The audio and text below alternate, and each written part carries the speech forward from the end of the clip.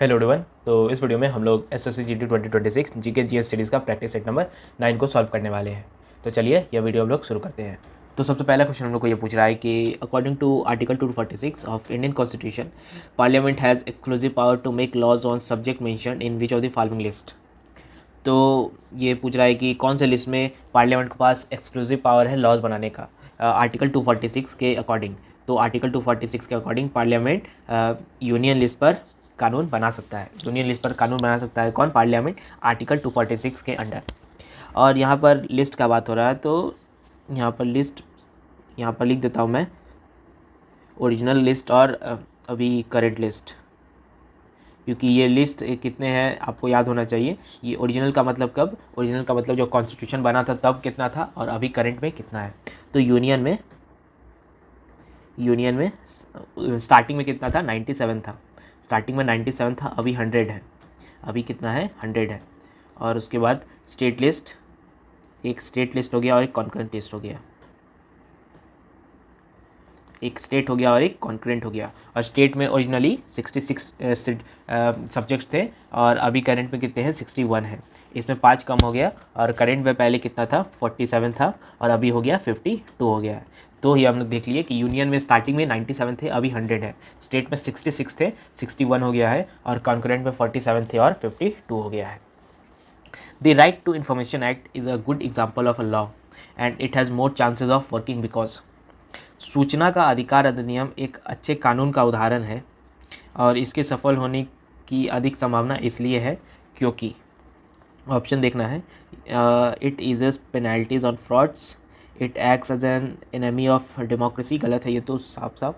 It supplements laws that encourage corruption, गलत है। It empowers people to find out what is happening in the government, सही है। या लोगों को यह जानने के लिए सशक्त बनाता है कि सरकार में क्या हो रहा है। तो right to information act, right to information का यही मतलब है। ये अपना क्या है? ये right to information RTI act 2005 में लाया गया था। 2005 में लाया गया था। 2005 में लाया गया था। इसको आर्टिकल 19(1)(a) के अंडर रखा गया है। 19(1)(a) के अंडर में रखा गया है। और ये पर आरटीआई एक्ट ही एग्जांपल है, एक अच्छा एग्जांपल है। क्यों? क्योंकि यह लोगों को यह जानने के लिए सशक्त बनाता है कि सरकार में क्या हो रहा है। तो चलिए अगला क्वेश्चन। और एक आरटीआई का एक और है। आरटीआई सबसे पहले स्वीडन में लाया गया था। आरटीआई सबसे पहले स्वीडन में लाया गया था।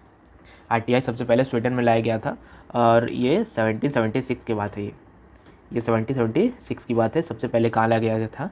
ये सबसे पहले स्वीडन में लाया गया था।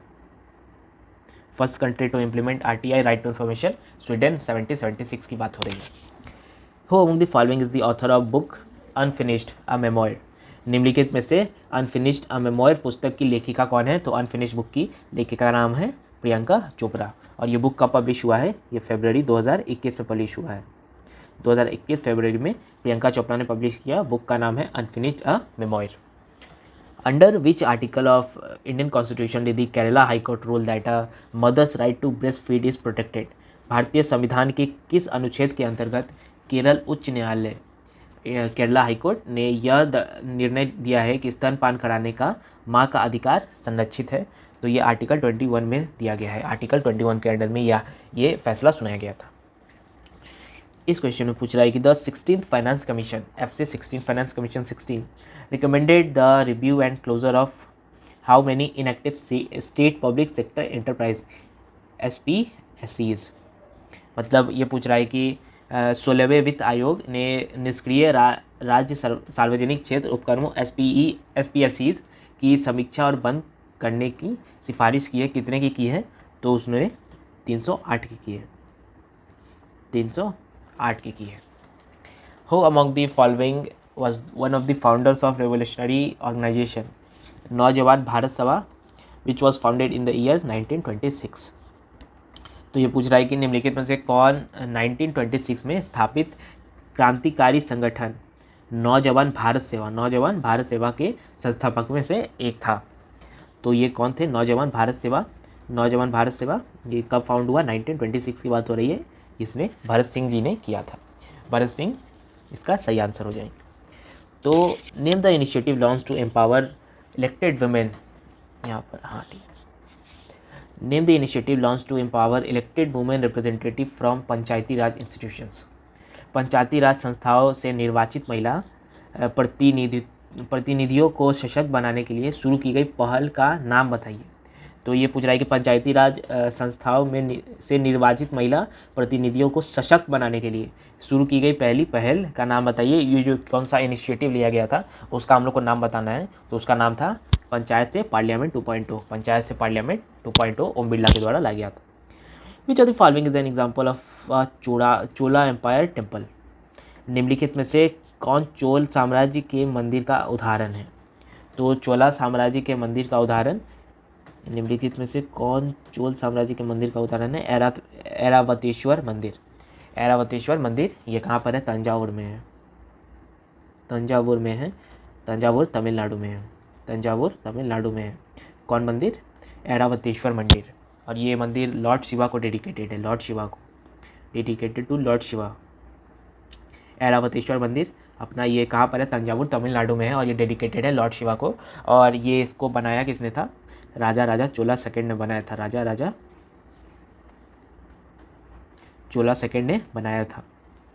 तो ये पूछ रहा है कि which of the following is an example of Chola empire temple. Airavateshwara मंदिर तंजावुर तमिलनाडु में है, ये डेडिकेटेड है लॉर्ड शिवा को, डेडिकेटेड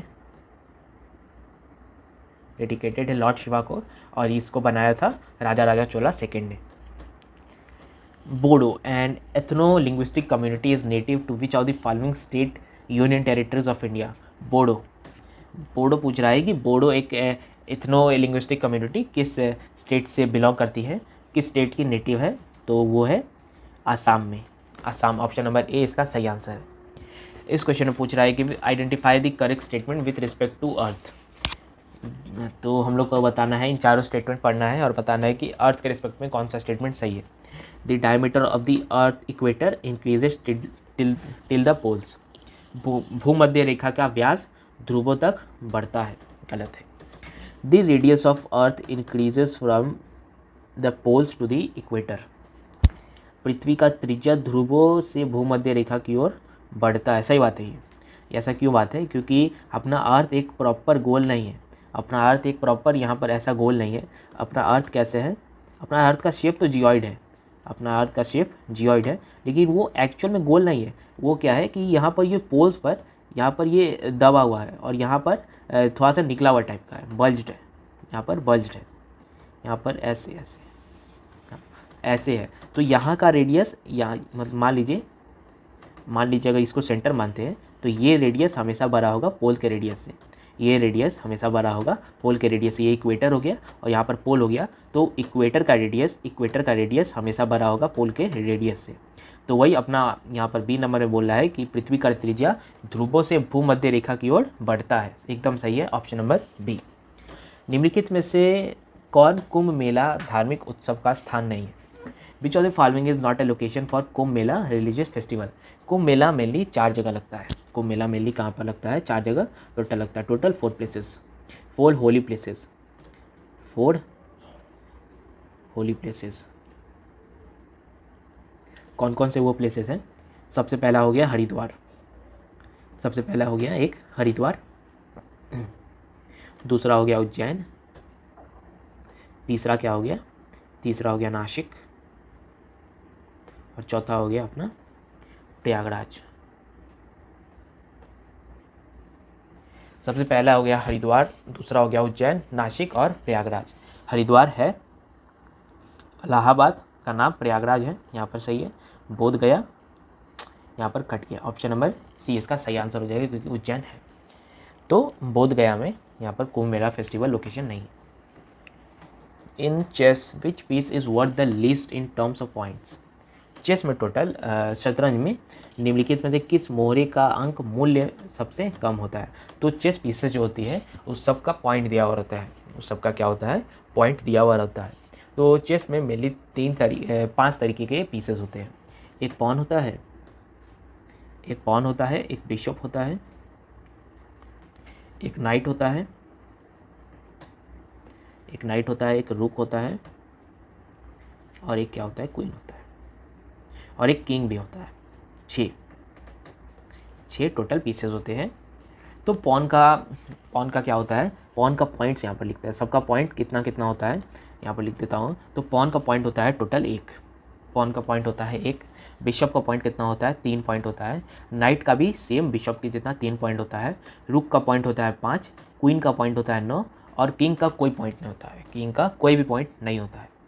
तो मतलब किंग को पॉइंट इसलिए नहीं दिया गया है क्योंकि किंग को काटा नहीं जा सकता है, क्योंकि किंग चेकमेट होता है, किंग अगर चेकमेट हो गया तो मैच ही एंड हो जाता है, तो किंग का पॉइंट नहीं पाता।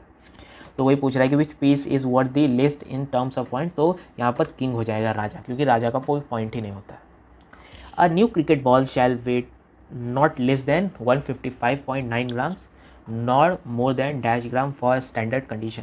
तो क्रिकेट बॉल का वेट पूछ रहा है कि 155.9 से बड़ा होना चाहिए और क्या डैश से छोटा होना चाहिए, मतलब 155.9 और डैश से बीच में होना चाहिए। तो इसका सही आंसर क्या हो जाएगा, 155.9 से लेकर 163 हो जाएगा। Option number B. ये तो इसका क्या हो गया, वेट हो गया, ये इसका वेट हो गया, इसका क्या हो गया, वेट हो गया।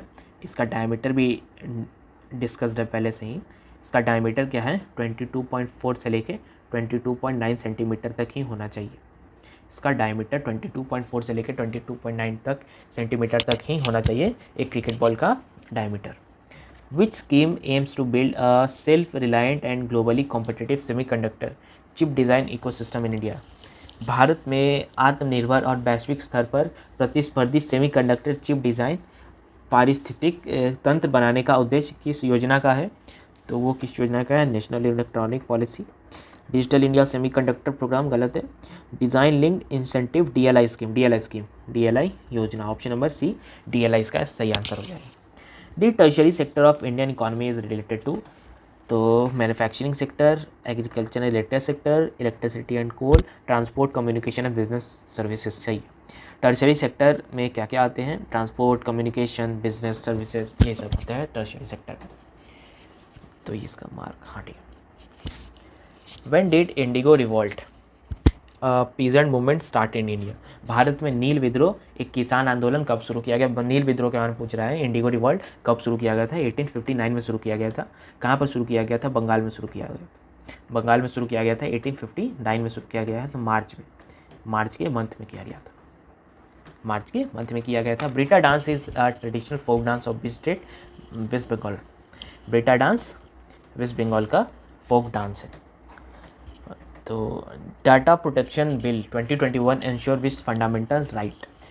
डाटा प्रोटेक्शन बिल 2021 कौन सा मौलिक अधिकार सुनिश्चित करता है, तो कौन सा करता है, right to education, right to information technology, right to freedom of speech, right to privacy. Option number D निजता का अधिकार, निजता का अधिकार। The Kumaon Himalayan is situated between which of the following rivers. Kumaon Himalayas Uttarakhand में सिचुएटेड है, उत्तराखंड। तो कुमाऊन हिमालय किस रिवर के बीच में है, तो वो है अपना सतलज और काली के बीच में है Kumaon Himalayas. This statement correctly describe the roles of pulmonary artery and pulmonary vein. तो statement number 1, the pulmonary artery carries oxygen rich blood, the pulmonary vein carries oxygen poor blood, गलत है। Both the pulmonary artery and pulmonary vein carry oxygen rich blood, गलत है। The pulmonary artery carries oxygen poor blood, सही है इतना। The pulmonary vein carries oxygen rich blood, absolutely right. Option number C, option number C अपना सही हो जाता है। पल्मोनरी आर्टरी में ऑक्सीजन पुअर ब्लड होता है और पल्मोनरी वेन में ऑक्सीजन रिच ब्लड होता है। तो चलिए आज के हम लोग इतना ही रखते हैं। उम्मीद है कि आप लोग को यह वीडियो पसंद आया होगा, और अगर पसंद आया तो लाइक करिए और हमारे चैनल को सब्सक्राइब करिए। और अगर आपके मन में भी अगर कोई डाउट आ रहा है तो आप हमें कमेंट कर सकते हैं, हम उसका रिप्लाई करने का कोशिश करेंगे। चलिए मिलते हैं हम लोग अपने अगले वीडियो में, तब तक के लिए धन्यवाद।